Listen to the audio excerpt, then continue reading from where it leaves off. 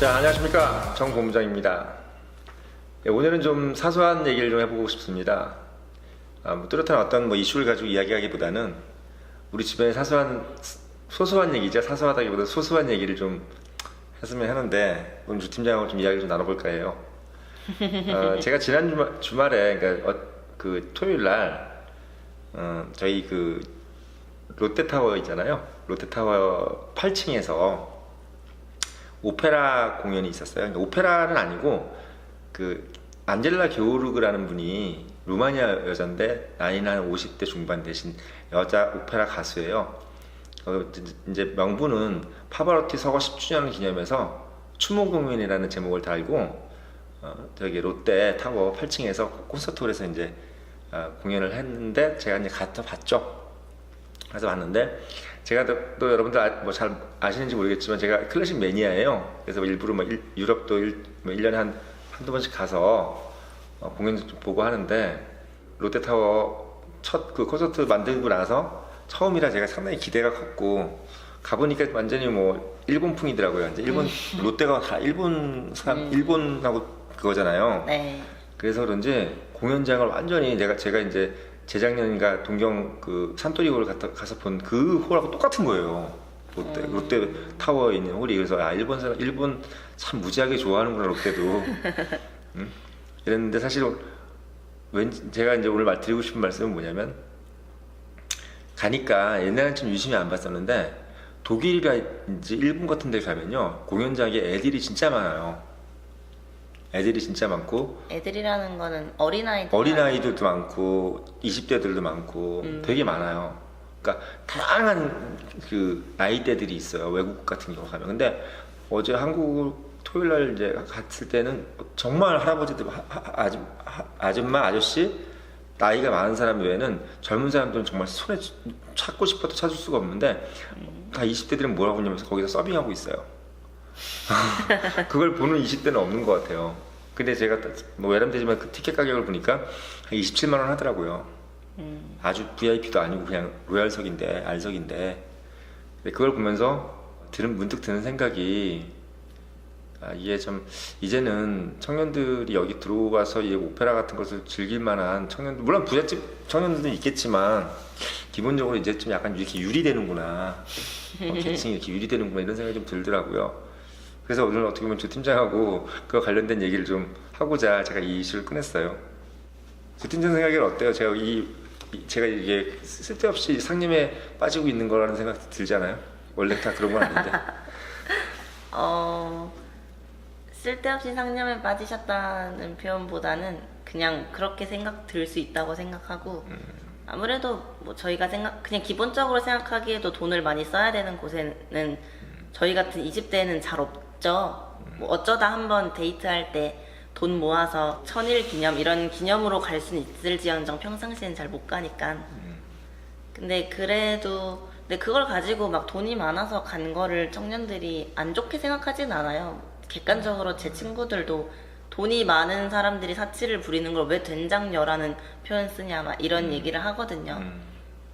근데 별 수 없는 현실이 또 그런 걸 보면서 부럽고, 저 또한 제가 클래식 같은 건 좋아하지 않는데 오페라 같은 뮤지컬은 정말 좋아하거든요.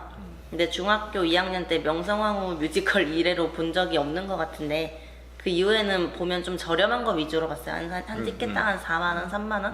그냥 갈만한 티켓 위주로 봤는데, 대학교 2학년 때인가 3학년 때 오페라의 유령이 방한을 했어요. 근데 그게 너무 보고 싶은 거예요. 가격대가 좀 있었지만 사람도 심리라는 게 또 일반 뒤에 스탠다드석에 앉을 바엔 좀 더 보태서 앞에 앉고 싶은데 어느 티켓이나 비싸서 어머니한테 엄마 찬스를 쓰려고 전화를 했는데 어머니가 약간 네 돈으로 가, 네 돈 모은 걸로 가, 이런 반응이라서 결국 제가 별말을 못하고 다시 끊었는데, 그냥 결과적으로 말씀드리면 안 갔어요. 모은 돈 쪼개면은 갈 수는 있었는데 그 2시간에 그 돈을 쓰기에는 그 당시에는 제가 그래도 이 돈이면 치킨을 몇십 마리를 먹고 영화도 몇십 편을 볼 수 있는 돈인데 하면서 안 갔는데, 그게 나중에 들어서 드는 생각은, 젊을 때 문화예술 경험을 많이 하라고 하는데 문화예술에 이제 돈의 범위가 있지만 힘들다고 생각해요. 대학로에서 3,000원짜리 공연도 있지만 사람 심리가 또 더 비싼 공연을 보고 더 유명한 사람의 공연을 보고 싶은데 그게 그냥 뭐 옳다 그르다 뭐 좋다 나쁘다 이게 아니고 괴리감이 없진 않은 것 같아요.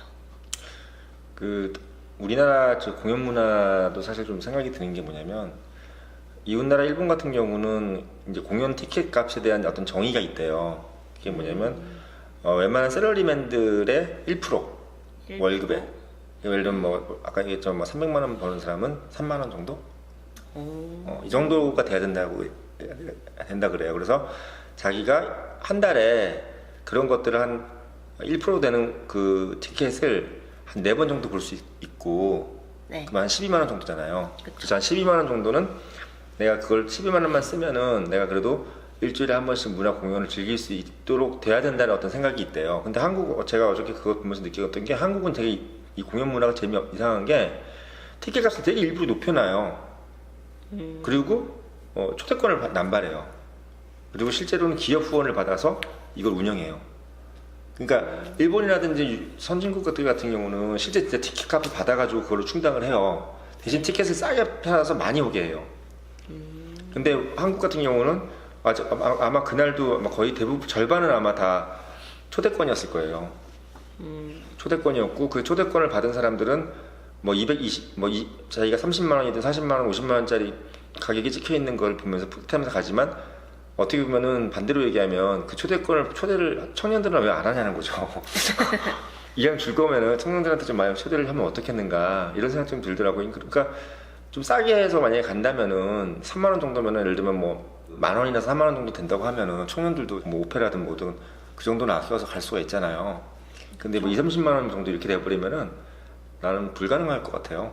이게 간다는 자체가. 그래서 한국 공연 문화가 너무 그 초대권 위주로 돌아가고. 초대권은 누가 받는 거예요? 그러니까 예를 들면 이제 그 기업에서 단체로 그냥 예를 들면 후원을 1억 뭐 예를 들면 얼마를 하면 그 기업에 그 티켓을 주는 거야 그냥. 이런 식으로. 그러니까 기업 후원 같은 것을 위주로 하다 보니까 개인이 어떻게 보면 개인들한테 소소하게 파는 것이 아니라 그러다 보니까 이제 뭐 어느 임원한테 돌리고 뭐 이런 식으로 가니까 결국은 뭐 은행권에서 예를 들어 뭐 후원을 했다 그러면은 뭐 그 은행 뭐 임원들 뭐 사모님들 이런 사람들이 이제 막 대고 오른 거죠. 막 몇 장씩 뭐 이렇게 받고 그러면 또 막 나 오페라 관심 없으면 또 안 가고 뭐 누구 뭐 주고 이렇게 되겠죠. 그러니까 별로 그렇게 크게 관심이 없는 사람들인데 자기가 그거를 어떻게 보면 접하기 쉬운 사람들만 위주로 오는 거죠. 그 오페라 매니아는 거의 안 오고 돈 낸 사람들이나 돈 낸 기업의 관계자들. 그러니까 대부분 다 우리는 막 공연장 가보면 다 도떼기예요. 공연장 자체가 막 정말 엄숙하게 날 공연을 막 기다리고 이런 사람 한 명도 없어요. 다 뭐냐면 정말 비싼 건데 뭐 오늘 뭐 이런 거 뭐 눈요기도 하네 뭐 이런 식으로 무슨 시장터 같아요. 근데 일본 같은 경우는 공연장을 가면은 아버지하고 아들 그리고 엄마하고 딸이 그 악보를 아예 준비해가지고 악보를 이렇게 손가락으로 지목해가면서 봐요. 정말 막 그러면서 어떤 할머니는 막 이렇게 눈물 쭉 흘리면서 막 듣고 막 그래요. 그런 거 보면은 저는 좀 뭘 느끼냐면 청년들이 진짜 우리나라 청년들이 처음부터 젊은 나이 때부터 그런 데 좀 가서 감수성을 좀 많이 좀 만들고 그러려고 좀 진짜 우리나라 공연 문화가 좀 약간 티켓 문화부터 좀 바꿨으면 좋겠다 이런 생각이 좀 어떻게 들더라고요.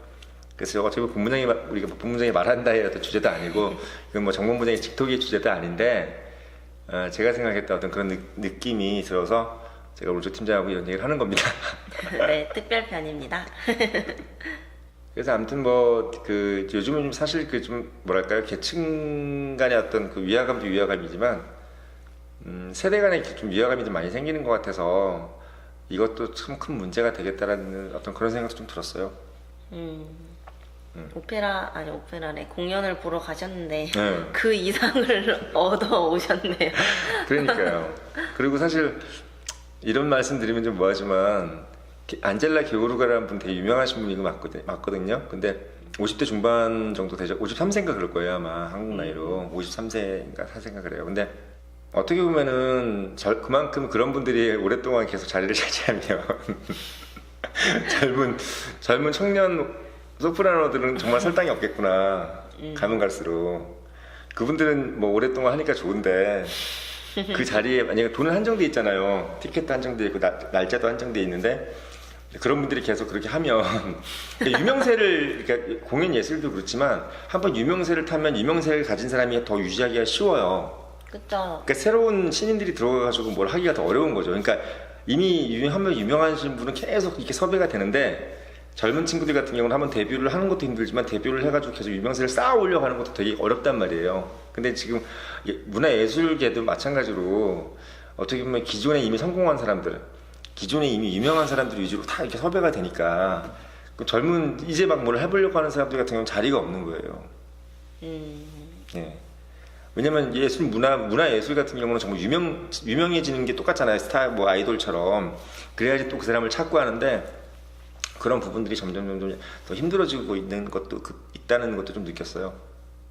예. 그래서 사실 저는 뭐 요즘에 4차 산업혁명 막 그러잖아요. 그래서 4차 산업혁명이라는 게 뭐 전문가들이 얘기하지만 1, 2, 3차 산업혁명은 모든 것이 다 판이 바뀌고 그 판이 바뀜으로써 예를 들면 젊은 사람들한테 어마어마한 기회가 왔었고 그리고 이제 나이 드신 분들은 좀 약간 뒤로 빠지는 이런 혁명이었다면 4차 산업혁명은 되게 재밌는 게 기존에 뭔가 가지고 있는 사람이 더 부자가 되고 기존에 뭔가를 이미 이 기반을 갖춘 회사가 더 큰 회사가 되는 그럼으로써 정말 작고 그리고 어떻게 보면 청년들 같은 경우는 더 우선순위에서 밀리는 그런 혁명인 것 같은 느낌이 들어서 더 씁쓸하다는 생각이 좀 들더라고요 요즘에. 그쵸. 이미 기존 기반을 가진 사람들이 성공할 수밖에 없는 구조죠. 문화예술 보면서 그게 더 많이 느껴지고 그렇더라고요. 그래서 어떻게 보면 요즘 청년들이 참 되게 기특한 게 뭐냐면요.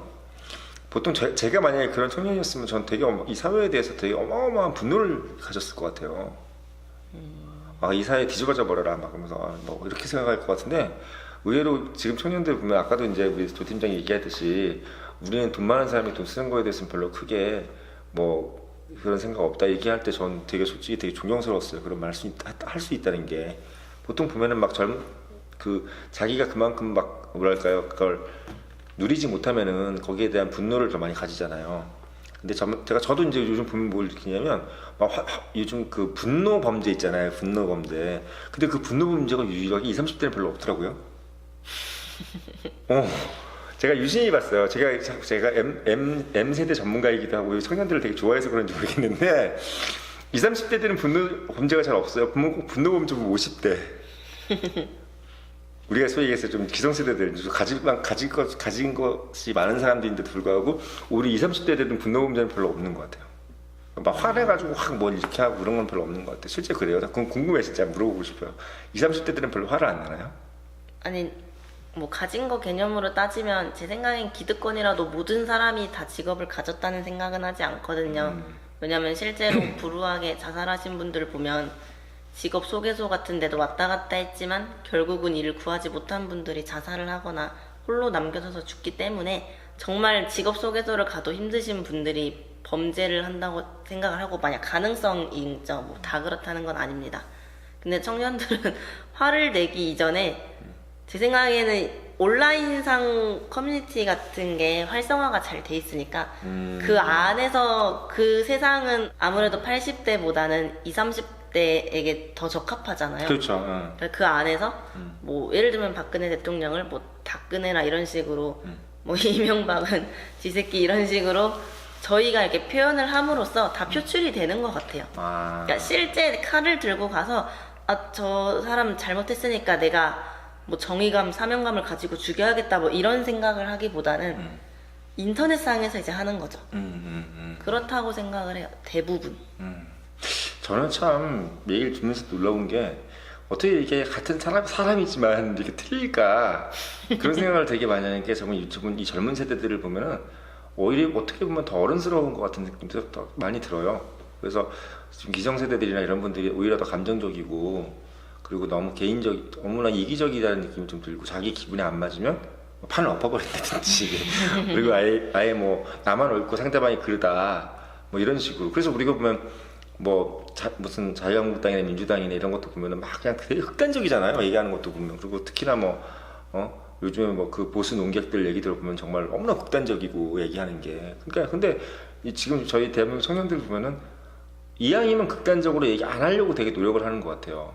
사실 본인들은 상당히 극단적인 상황에 처해있는데도 불구하고 방금 얘기하신 대로 그런 어떤 본인들만의 어떤 소통의 그 공간이 준비가 돼 있어서 그렇다라는 얘기를 들으니까 더더욱 우리가 이런 코너를 더 많이 해야 되겠다는 생각이 들어요. 사실은 대한민국에서 우리 저희 청년의 뉴스룸처럼 청년에 대한 화제를 청년을 가지고 얘기는 되게 많이 하는데 다 청년들을 이용하려고 그런 것 같아요. 그러니까 청년을 빌미로 돈을 벌고 사실 청년을 빌미로 뭐 학부모들한테 돈을 뜯고 뭐 이런 거지. 실제 진짜 청년들에 대해 이 담론을 가지고 청년들을 위해서 무슨 생각을 하는 것은 없는 것 같아요, 잘. 예, 그래서 어떻게 보면 저희 뉴스룸도 청년의 뉴스룸이라든지 청년의 힘이라는 어떤 민간 단체가 진짜 한번 청년에 대한 진정성 있는 얘기를 해보자. 그리고 우리가 진짜 이 청년들이 갖고 있는 장점이 뭔가에 대해서 찾고자 어떻게 보면 발족한 것도 그런 뜻이 있었던 것 같아요. 갑자기 자랑이 되네. 오늘은 특별편이니까 괜찮아요. 그러니까 우리가 이제 이런 뭐 어떻게 보면 자연스러운 대화. 제가 방송 보시면 아시겠지만 상당히 경직돼 있잖아요, 제가. 그렇죠? 제가 별명이 알파고예요. 왜냐하면 저희 단호 씨가 초중역사에서 얘기한 단호 씨가 저보고 본부장님은 처음부터 끝까지 말투 톤이 똑같대요. 마치 알파고를 보고 있는 것 같다면서 전문 진행자를 빨리 쓰셔야 될 것 같다면서 그런 얘기하는데 제가 이렇게 대답을 했습니다. 우리는 진정성 있게 한 톤으로 얘기할 거다. 그래서 제가 뭐 제가 개인적인 어떤 노력은 하겠지만 제가 알파고스럽게 얘기하는 것에 있어서는 당분간 크게 변화가 없을 것이다.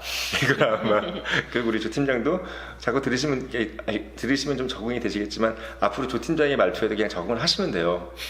조 팀장이 괜히 뭐도 좀 더 뭐 아나운서처럼 얘기할 걸 바라지 마시고 항상 이렇게 그냥 샤우팅 던지는 창법으로 시원시원하지 않습니까? 막 귀가 막 빵빵 뚫리는 느낌 아닌가요? 막 창을 하는 느낌이잖아요, 막 거의. 그래서 이거 직설하는 우리 조 팀장, 뭐든지 이게 옳고 그름에 있어서 옳지 않은 거에 대해서는 바로바로 얘기하는 그런 스타일입니다.